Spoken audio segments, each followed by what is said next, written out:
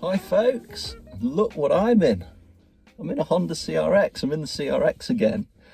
So since the last CRX video, 2 years have passed. The car's been off the road for most of that time. Life's changed quite dramatically in that time, but I've still got the CRX. And I've finally, over the last month or so, just as we've come out of lockdown, or sort of lockdown's been relaxed a little bit, I've got the CRX back out again. I've done the bits and bobs that needed doing, I've got it MOT'd. And so it's Saturday evening, it's just gone 7:30, I've just been for a drive in my CRX. So after I left you last time, I continued to just tidy up the interior a bit, bought the sort of the coin tray, the personal box, or rather an ashtray with a personal box sticker, a few other little bits of trim that were missing, a new steering wheel to replace the DC2 one, new gear knob. I've put some VT leather door cards on as well. Inside it's feeling quite nice now. I can't remember if I spoke to you last about the seats. We've put in some early spec 16 valve seats. So Dan and I, when we had CRXs, these are the seats that we always had in them. So for nostalgia's sake, we've gone for those in here. And then it went in the garage for quite a while, and I woke it up again about 2 months ago. Since then, we've done the MOT that I spoke about. We've done an EP3 or S2000 front brake conversion with the 280mm VW discs. That's quite a straightforward swap actually. You need a little spigot for the VW disc. That's a 280mm disc. The calipers and the carriers, they bolt straight to the 16 valve hubs, or the SI hubs if you're in the US. You just need to angle grind just a little bit on the caliper for the disc hub clearance, and then a little bit on the inside of the caliper for the outer of the disc clearance. You really don't need much grinding at all on those. But yeah, you just need those little clearance bits, the spigots for the VW discs, and then it all bolts together beautifully. I've got a 1-inch master cylinder on this car, 15/16. Probably feel all right. The pedal might feel a little bit long before you start getting any braking. So my advice on this one is go for the 1-inch master cylinder if you can. I think you need some longer front brake hoses as well. Mine already had braided hoses on the front, so I couldn't tell you whether the OEMs are long enough, but it's something to check out before you do it. In terms of pads, I've gone for a StockTech Sport that we've used elsewhere. We use those on the ITB MX-5. It's a good effect on track and road, so they're a nice cheap pad. I think they're about 55-60 quid in the sort of S2000 shape. So that's what we've got at the front. Padged blank discs, nice high quality without going drilled or grooved. I don't really like drilled and grooved, so good quality disc. And at the rear, we've just gone for padged blank discs and sort of a padged pattern pad. So again, good quality parts, no need to upgrade the pads or anything. And that should work well. So the stop text might have been a bit of a hint, but I'm planning on taking it to the track. I sort of said that I didn't want to do too much with this car, but I've sort of come to the realization over the past couple of years that I enjoy the driving part of owning a car more than anything else. Some people enjoy the sort of the tinkering, the fiddling, new little projects and stuff. I enjoy driving my cars. That's the best bit for me, and the only place nowadays that you can drive a car above and beyond the limits is at the track. So I do plan on tracking it. I'm not going to turn it into an out-and-out track car. I'm not going to strip it or anything like that. I love the fact that it's sort of complete inside and feels like a road car, but I will be taking it to the track. So to support that, on top of the brake upgrades I've already mentioned, I've just filled the brake fluid with a Gulf competition fluid, just for the higher temperatures there. Elsewhere in preparation, I'll give it an engine oil change, I'll give it a gearbox oil change. I'll make sure both of those are fully synthetic. We've used Gulf oils quite a lot, and Fuchs. Both of those are great. I should imagine on this one I'll probably go for the Fuchs, just because it's a slightly more humble car. Perhaps no need to spend big bucks on oil. And I'll probably throw some new spark plugs and coolant in as well, just to make sure it's tipped up. So on top of the little trim pieces and stuff on this car, I've also tried to just lose a little bit of weight where I can here and there, just because the thing I love about this car is how light it is. The old cars are a lot lighter, and that's what I find most enjoyable about them. So I replaced the battery with a small gel battery. It's actually an AGM Golf Cart battery. We've used a couple of these across different cars and they work really, really well. I've popped that in the boot. There was a big hideous wooden box with a full-size battery in before, so I've got rid of all of that and put it neatly underneath the boot floor, so it's tucked away now and saved a bit of weight. You'll also see in this video there was a hell of a lot of cable as well that I've chopped out, so it was probably about 500 grams, if not a kilo, of cable as well that I've saved. I've also got rid of the almost useless sound deadening in the boot as well. We used to go at this for bloody ages with a hammer and chisel, or trying to heat it with a hot air gun, stuff like that.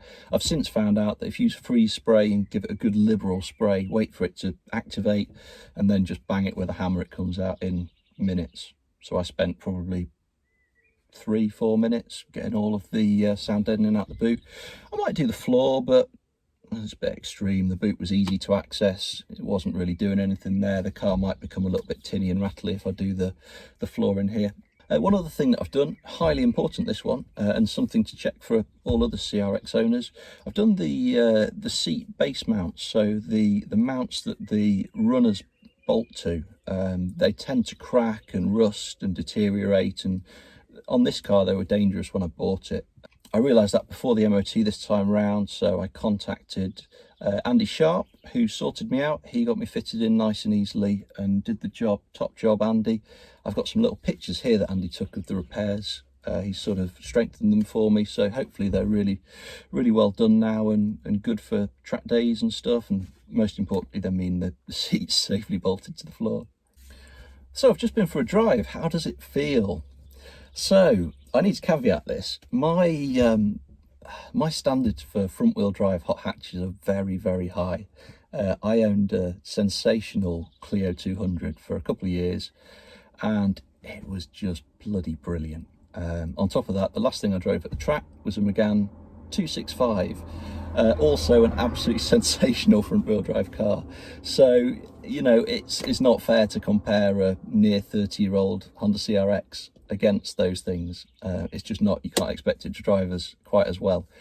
What this has that they don't is lightness, and I just love the way a light car feels. It's sort of, I reckon it's probably 950 kilos or less, and it feels lovely for it. It's just such a lovely little nimble chuckable thing. It's also quite nice that the road grows around you in this car because it's so small. It's sort of, I'm used to driving modern stuff and this is a little bit smaller, and so you can place it on the road more easily.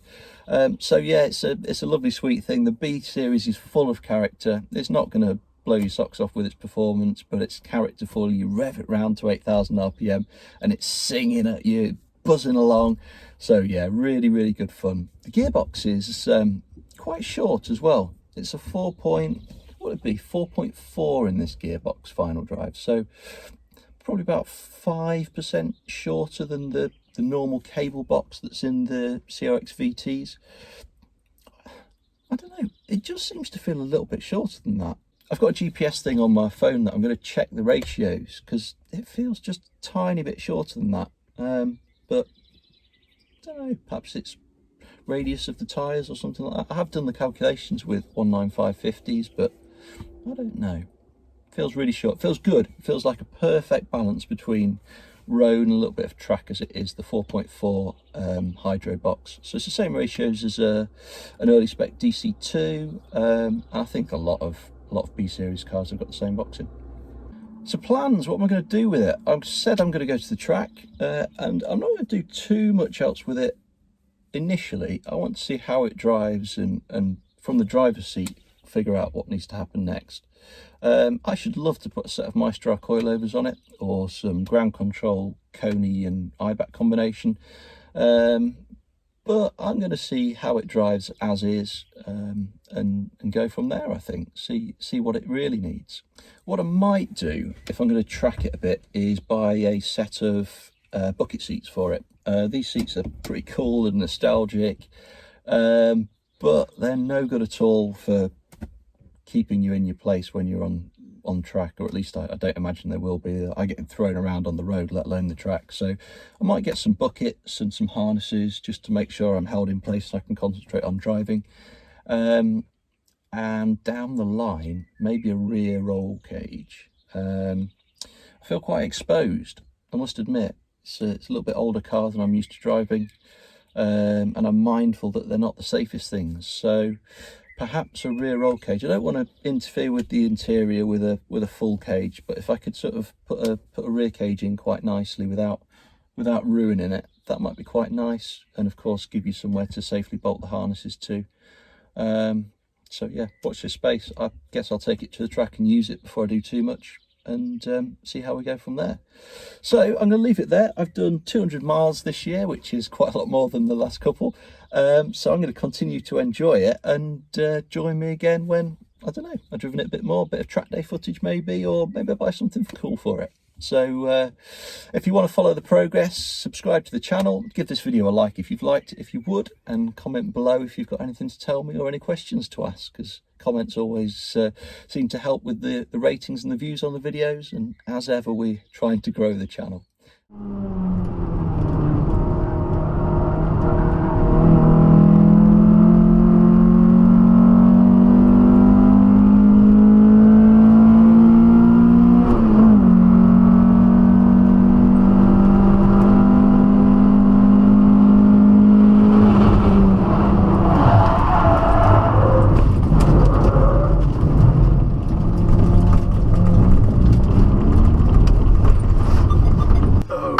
Dear. Oh dear, oh dear. Oh dear. That's not the start we wanted.